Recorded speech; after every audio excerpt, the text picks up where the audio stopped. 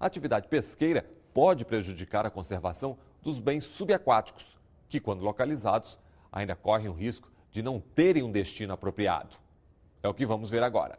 Isso aqui é o exemplo de uma preservação in situ, que a gente só está conseguindo ter acesso a essas imagens agora com a nova tecnologia dos ROVs e dos AUVs. O Ministério da Pesca e Aquicultura autoriza nas nossas 200 milhas de zona econômica exclusiva a rede de arrasto de pesca em praticamente 90% dessa área, 95% dessa área.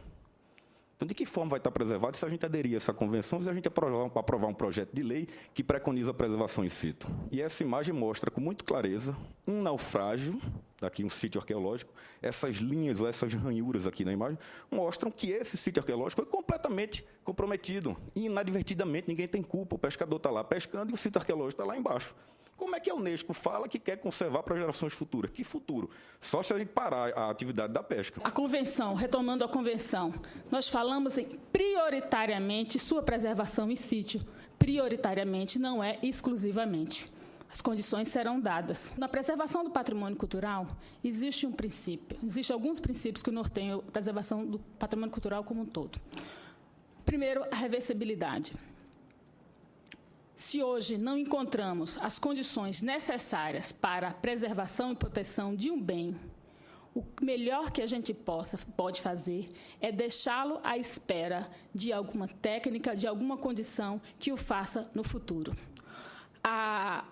Considerar que arrastos e exploração já é um potencial destruição desse bem e necessariamente sair correndo para tirá-lo de fundo do mar, é a melhor medida, é reducionista. Não podemos adotar essa postura. Alguns exemplos aqui de bens submersos. Apresentamos alguns exemplos, alguns com valor arqueológico, histórico, cultural, mas que às vezes são difíceis de serem destinados para as entidades, os órgãos culturais. Esses dois barcos são 2 batelões que teriam participado da revolta tenentista de 1924, então pertence à nossa cultura, tem um valor cultural, foi resgatado inadvertidamente e até o momento não conseguimos, mesmo trabalhando junto ao IPHAN, uma entidade que tivesse capacidade de recebê-los e preservá-los.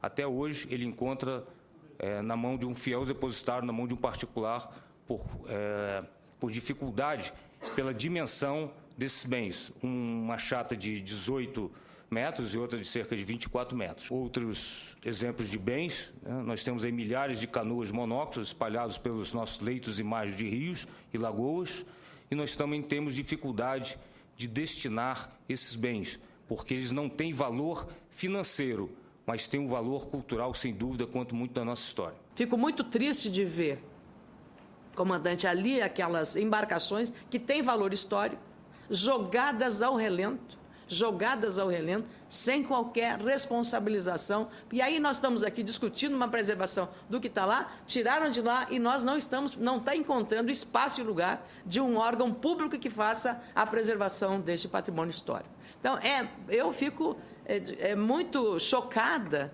com eu diria assim, com a falta de responsabilidade do poder público, seja de que autoridade for, com isso que nós vimos ali. Porque a embarcação de madeira, ela tem um valor também imaterial, ela representa uma cultura, como disse o senhor falou. Então, está tudo jogado.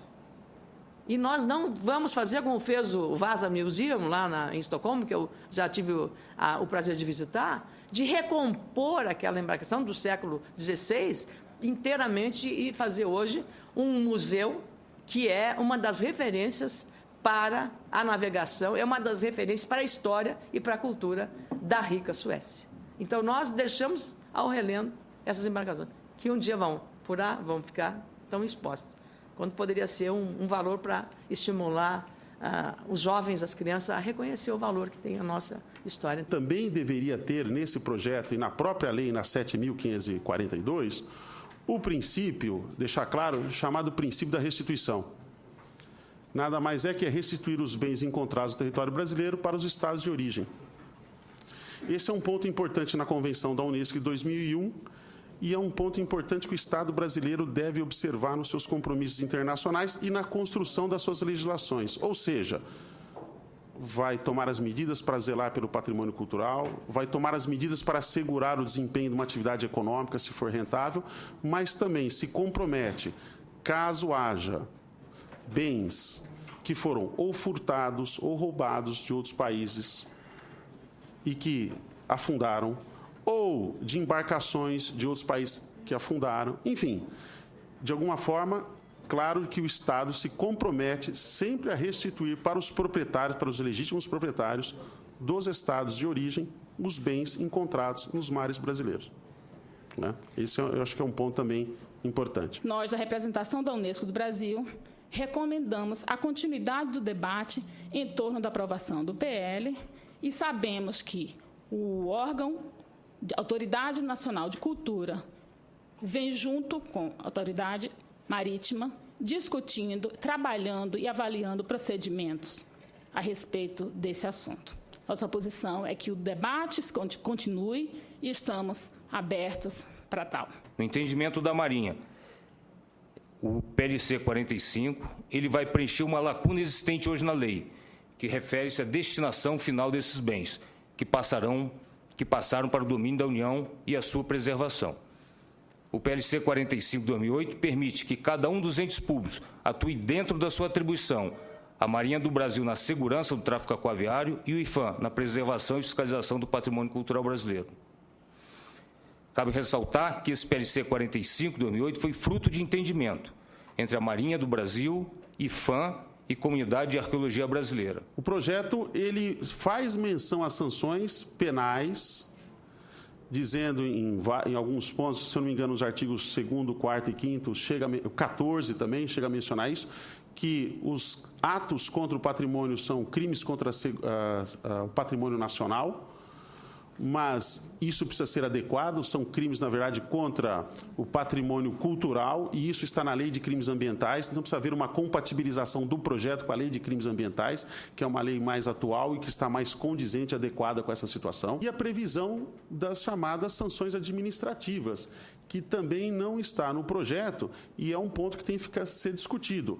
Ou se aproveita, por exemplo, as sanções que estão previstas na Lei do Patrimônio Arqueológico, ou estão previstas na Lei de Tombamento, ou o próprio IPHAN, o órgão encarregado, vai depois regular isso através de alguma portaria específica, que também é discutível. Enfim, isso a lei não deu o projeto não deu um caminho como isso deve ser definido. Um projeto de lei como esse, ele não interessa ao país, não interessa ao patrimônio. Se esse projeto de lei for aprovado, ele vai colocar em risco todo o patrimônio em questão e pode ser perdido de forma irremediável. Esse não é o caminho. Se discordam de algum ponto da nossa atual lei, que vem evoluindo ao longo do tempo, até a Lei 10.166, de 2000, vamos para outro debate.